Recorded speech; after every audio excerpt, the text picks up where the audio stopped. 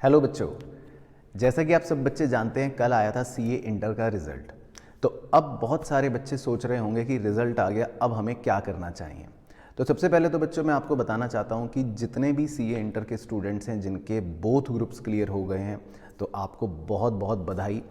इस मोमेंट को अच्छे से एंजॉय करना, अगले 4-5 दिन, एक हफ्ता जो मन करे वो करना, अच्छे से अपने पेरेंट्स के साथ, अपने फ्रेंड्स के साथ समय व्यतीत करना।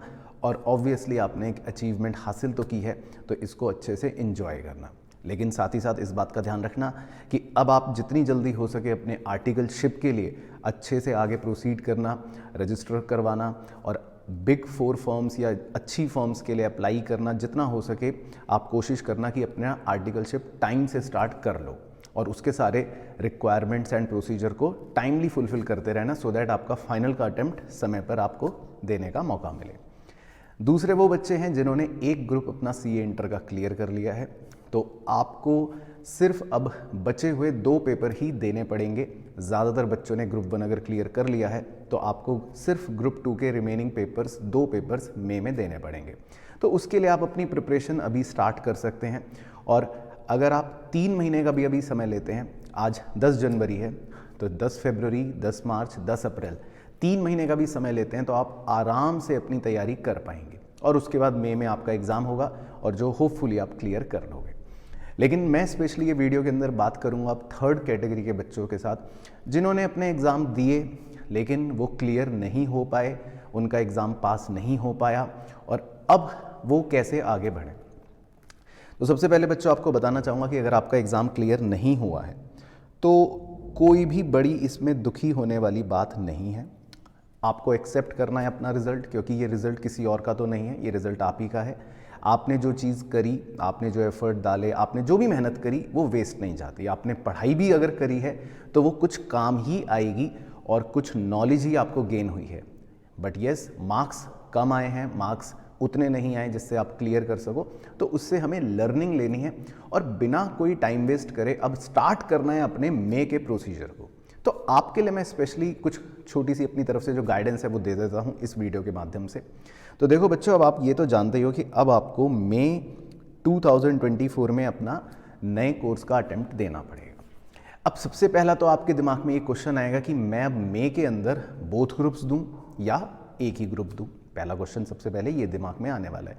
तो मेरी आपको सलाह ये होगी कि आप स्टार्ट यही सोच के करो कि आप दोनों ग्रुप्स दो। हाँ, गिवन दैट आप उसमें एक ग्रुप की तैयारी को ज़्यादा फोकस से करो, ज़्यादा अच्छे से करो, ये मान के करो कि मैं ये ग्रुप तो बहुत अच्छे से करना चाहता हूँ या इस ग्रुप की तैयारी सारे ही तीनों सब्जेक्ट की अच्छे से करूँगा। सेकंड ग्रुप या जो दूसरा ग्रुप है उसको थोड़ा कम अच्छे से दूंगा, लेकिन अभी सोचना यही है कि मुझे 6 पेपर्स की तैयारी करनी है।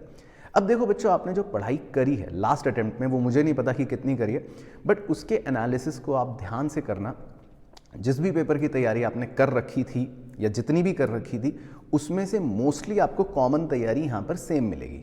अब ऑब्वियसली नया कोर्स है, चीज़ें थोड़ी सी बदली हैं, तो जो बदलाव हैं उन पर आपको ज़्यादा फोकस करना है और इनिशियली इस टाइम पे ज़्यादा करना है। तो मैं थोड़ा सा आपको एक प्लानिंग बता देता हूँ, आप इसको कर सकते हो। देखो, पहले सब्जेक्ट्स का ओवरव्यू तो खैर आपको पता ही है, लेकिन फिर भी स्टिल जो इम्पॉर्टेंट है, एडवांस अकाउंट्स जो पेपर है वो आपके पुराने कोर्स की तरह ही है, बस मर्ज हो गया जैसा आप जानते हो, जिसके अंदर आपको अकाउंटिंग स्टैंडर्ड्स पढ़ने हैं और मॉड्यूल 3 के अंदर आपको बहुत सारे बड़े चैप्टर्स बेसिकली पढ़ने हैं जो कहीं ना कहीं आपके पुराने पढ़े हुए चैप्टर्स से मैच भी करते हैं और कुछ नए भी हैं।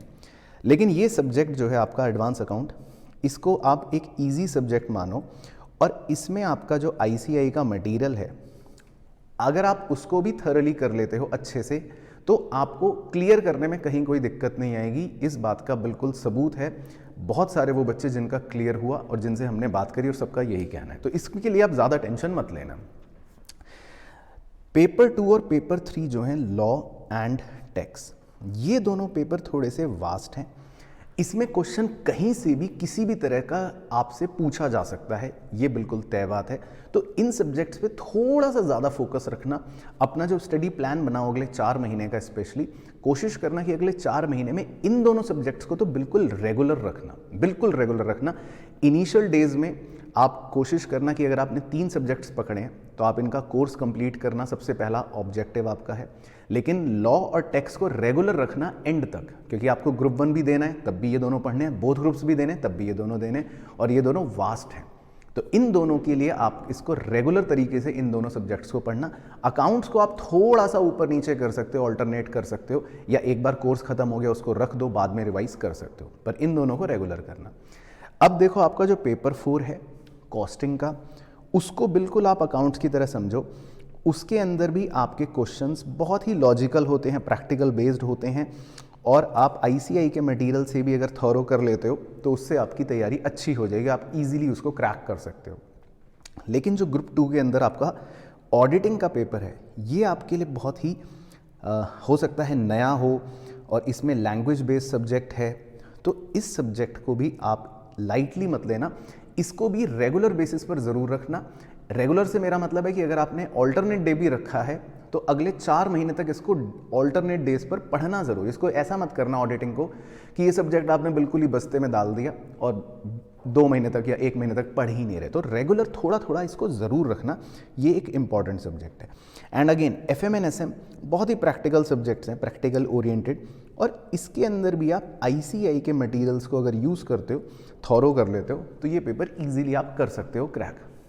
अब देखो, इससे आपकी प्लानिंग के हिसाब से अगर मैं बताऊं, 3 पेपर हैं जो इजी हैं, जो आप ICAI के मटेरियल से थॉरो करके आराम से कर सकते हो, पेपर 1, पेपर 4, पेपर 6, और 3 पेपर थोड़े से वास्ट हैं या क्रिटिकल हैं जो आपको रेगुलर रखने चाहिए, पेपर 2, पेपर 3 और पेपर 5, यानी लॉ, ऑडिट और टैक्स।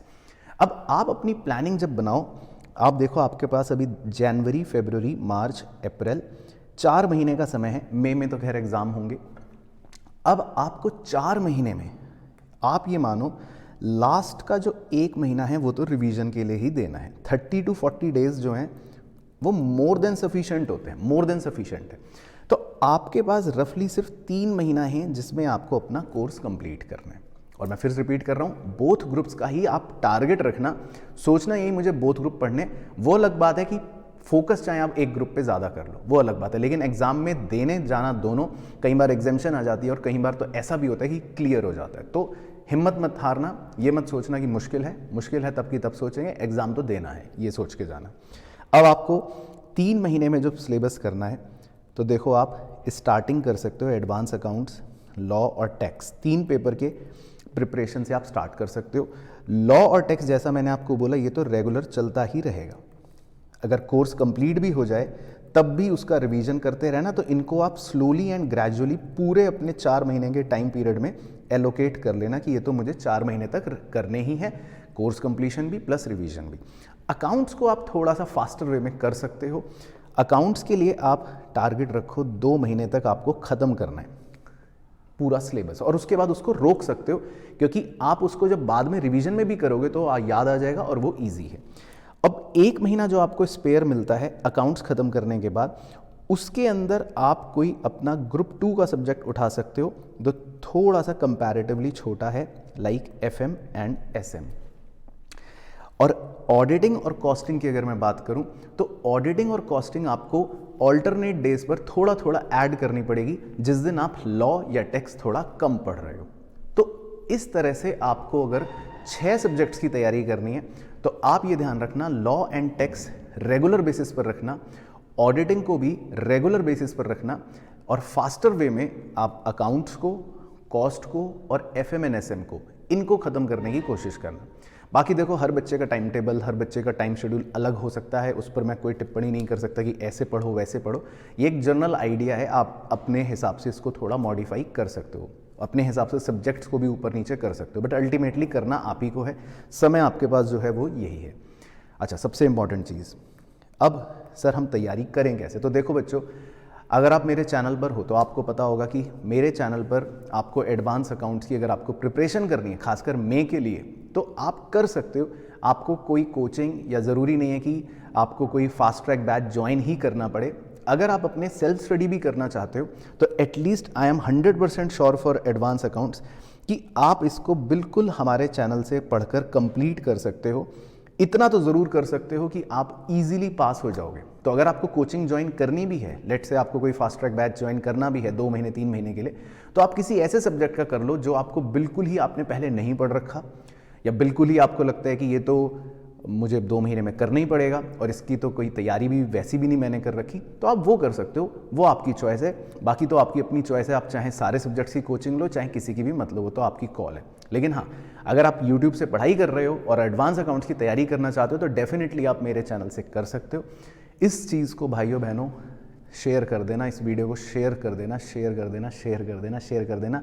ये मैं अपने लिए नहीं कह रहा हूँ, मेरे को अपने लिए नहीं करवाना, आप मत करना सब्सक्राइब, लेकिन शेयर कर देना वीडियो। मैं उसका रीज़न बताता हूँ। बहुत सारे बच्चे हैं, बहुत सारे बच्चे हैं जिनको लैक ऑफ गाइडेंस रहती है, जिनको नहीं समझ आता कि हमें कैसे तैयारी करनी है, क्या करें, कहाँ से पढ़ें। तो अगर आपके शेयर करने से 2 सेकंड लगेंगे, शेयर करने से किसी एक बच्चे का भी एटलीस्ट कुछ फ़ायदा हो गया, और मैं कह रहा हूँ एडवांस अकाउंट में ही एग्जामिशन आ गई, तो मेरे लिए सोने पे सुहागा हो जाएगा। ठीक है, तो खैर, आप सबसे पहले बिल्कुल भी डीमोटिवेट मत होना, ये मत सोचना कि क्या हो गया। अब ये सोचो कि जो समय रिमेनिंग बचा है हमें उसमें काम करना है, उसके लिए आगे बढ़ना है। और आगे कैसे बढ़ना है, आराम से बैठो, एक दिन पूरा अपना प्लानर बनाओ अगले 4 महीने का, सब्जेक्ट्स को ब्रेक डाउन कर लो चैप्टर वाइज, उन चैप्टर्स में कितना टाइम लगेगा अपने हिसाब से एनालाइज करके एक पूरा रोड मैप तैयार कर लो अगले 4 महीने का। बस कंसिस्टेंट रहना, ऐसा ना हो कि वो रोड मैप बना तो लिया आज और 4 दिन बाद टाइम वेस्ट हो रहा है। 4 महीने स्ट्रिक्ट चीज़ फॉलो करना, आप देखना आपका रिजल्ट बहुत अच्छा आएगा। बाकी सभी को बहुत बहुत बेस्ट विशेस आपके आगे के अपकमिंग सीए जर्नी के लिए। जिन्होंने क्लियर कर लिया उन्हें भी, और जो मे के लिए तैयारी करेंगे उन्हें भी, ऑल द बेस्ट।